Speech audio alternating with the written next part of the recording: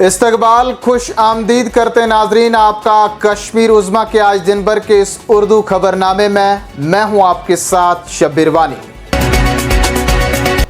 जम्मू में बीजेपी का चुनावी मंशूर जारी करने के मौके पर मरकजी वज़ीर दाखिला अमित शाह ने नेशनल कॉन्फ्रेंस को अपने मंशूर में आर्टिकल 370 की बहाली के वादे पर शदीद तनकीद का निशाना बनाया।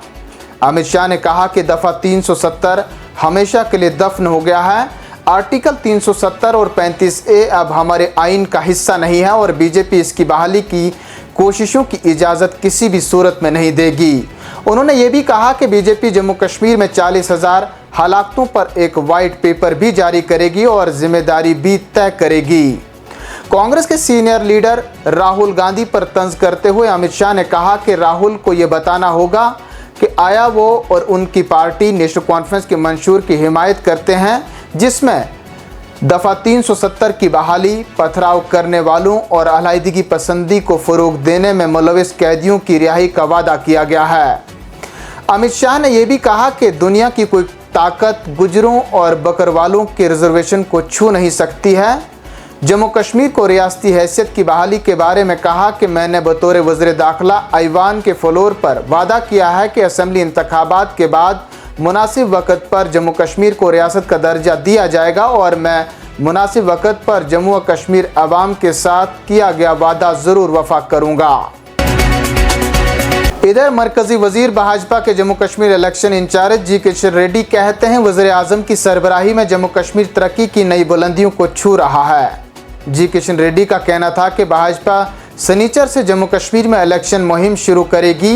जम्मू कश्मीर असम्बली इंतखाबात के हवाले से भाजपा पूरी तरह से तैयार है और इस बार भारतीय जनता पार्टी वाहिद वो पार्टी होगी जो बड़े पैमाने पर उभर कर सामने आएगी। जी किशन रेड्डी ने लोगों से अपील करते हुए कहा कि वो भारतीय जनता पार्टी के उम्मीदवारों के हक में अपने वोट का इस्तेमाल करें ताकि जम्मू कश्मीर को तरक्की की नई बुलंदियों तक पहुंचाया जा सके।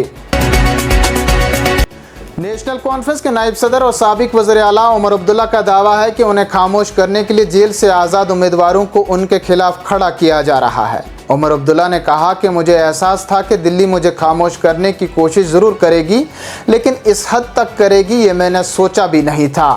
उनका अपने बयान में मज़ीद कहना था कि जब बारामूला पार्लिमानी नशिस्त से मेरे खिलाफ इंजीनियर रशीद जेल से खड़ा हुए, उन्होंने जेल से कागजात नामजदगी जमा कराए, एक पैगाम रिकॉर्ड कराया और जज्बात पर लोगों से वोट मांगे, मैंने उसको ख़तरनाक नहीं समझा। अब जब मैंने गांदरबल से असेंबली इंतखाबात के लिए कागजात नामजदगी जमा किए तो एक बार फिर जेल से एक शख्स को मेरे खिलाफ खड़ा किया गया तो मैंने ये सोचा कि आखिरकार ये क्या हो रहा है। मैं ये सोचने पर मजबूर हुआ कि उन लोगों को मेरे पीछे ही क्यों लगाया जा रहा है। पीडीपी सदर और साबिक वज़ीर आला महबूबा मुफ्ती का कहना है कि नेशनल कॉन्फ्रेंस और कांग्रेस के दरमियान अलायंस में कोई ईमानदारी नहीं है क्योंकि ये अलायंस असूलों की बुनियादों पर अस्तवार नहीं है। उन्होंने साथ ही ये भी कहा कि अलायंस सीट शेयरिंग के लिए किया गया है। उनका अपने बयान में मज़ीद कहना था कि हम देखते हैं कि जहाँ जहाँ नेशनल कॉन्फ्रेंस ने कांग्रेस के लिए सीट छोड़ दी वहाँ उनके लोग आज़ाद लड़ रहे हैं जिनको कैडर का सपोर्ट हासिल है।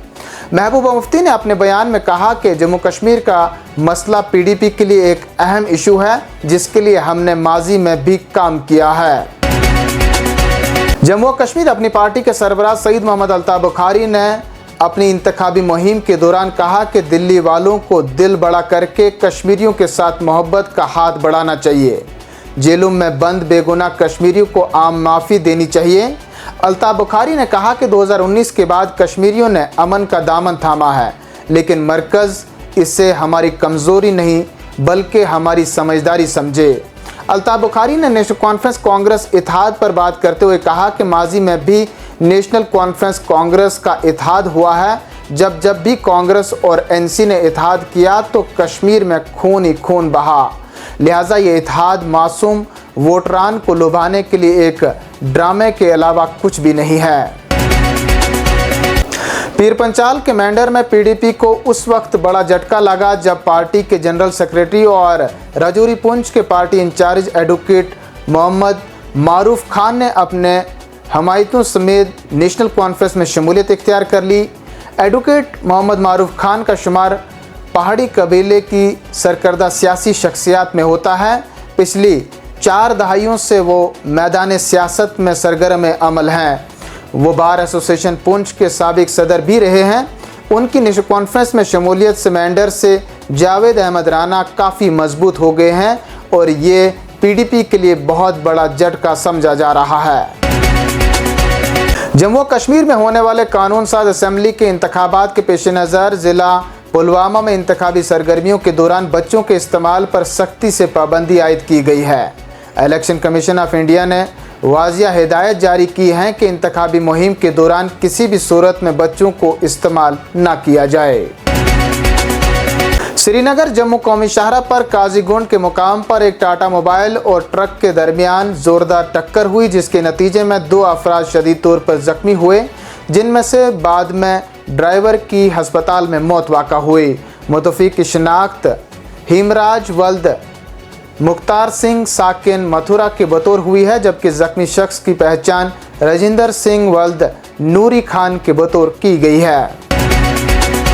सोशल मीडिया पर झूठे इल्ज़ामात और गलत मालूमात के साथ वीडियो शेयर करने का नोटिस देते हुए श्रीनगर पुलिस ने नगीन से ताल्लुक़ रखने वाले एक शख्स के अहले खाना के खिलाफ नगीन थाने में गड़बड़ करने और सोशल मीडिया प्लेटफॉर्म्स पर झूठे इल्ज़ामात और गलत मालूमात के साथ वीडियोस शेयर करने पर कार्रवाई की है। पुलिस का कहना है कि नूर मोहम्मद भट्ट मुजरिमाना सरगर्मियों जैसे सूदखोरी, बत्ताखोरी, अगवा वगैरह में मुलविस है, जो अमन व अमान के लिए बहुत बड़ा खतरा है। मीरवाइज मौलवी उमर फारूक ने कहा कि जम्मू कश्मीर में असेंबली इंतखाबात के मुकम्मल होने तक मुझे घर में नज़रबंद रखने की अफवाहें ज़ोरों पर हैं और इसी सिलसिले की एक कड़ी के तहत मुझे आज जुम्मे के रोज़ घर से बाहर जाने की इजाज़त नहीं दी गई। अपने एक वीडियो पैगाम में मीरवाइज ने कहा कि गुज़श्ता सितंबर में अदालत जाने के बाद मुझे तवील अरसे के बाद नज़रबंदी से रिहा किया गया। उसके बाद मुझे चंद हफ्तों के लिए छोड़ा जाता है और फिर बंद किया जाता है और आए रोज़ हुकाम के हुक्म पर मेरे गेट के सामने गाड़ी खड़ा करके नज़रबंद किया जाता है और कोई वजह बताए ही बगैर ये सारा सिलसिला देखने को मिलता है। उन्होंने कहा कि हुकाम का ये तर्ज अमल हद दर्जा अफसोसनाक और आमराना है कि मेरी आज़ादी और रिहाई उनके हुक्म से मशरूत है। चलते चलते नाजरीन जानिए मौसम का हाल। वादी कश्मीर के कई इलाकों में जुम्मे की सुबह बारिशें हुई। इसी दौरान महकमा मौसमियात ने अगले 24 घंटों के दौरान मज़ीद बारिशों की पेशगोई की है। मुतल्लिका महकमे के एक तर्जुमान कहते हैं जम्मू कश्मीर में 6 और 7 सितंबर को मौसम मजमूई तौर पर अबरालूद रहने के साथ साथ बेशतर मकामात पर हल्की से दरमियाने दर्जे की बारिशों का भी इम्कान है। वो अपने बयान में मज़ीद कहते हैं कि जम्मू कश्मीर में 8 से 14 सितंबर तक मौसम मजमूई तौर पर खुश्क रह सकता है। बाद अज़ां 15 और 16 सितंबर को जम्मू खित्ते और कश्मीर के कुछ मकामात पर एक बार फिर बारिश होने का इम्कान है। इन्हीं खबरों के साथ नाजरीन आज का शुमारा इख्तिताम को पहुंचता है। आप बने रहें कश्मीर उज़्मा के साथ।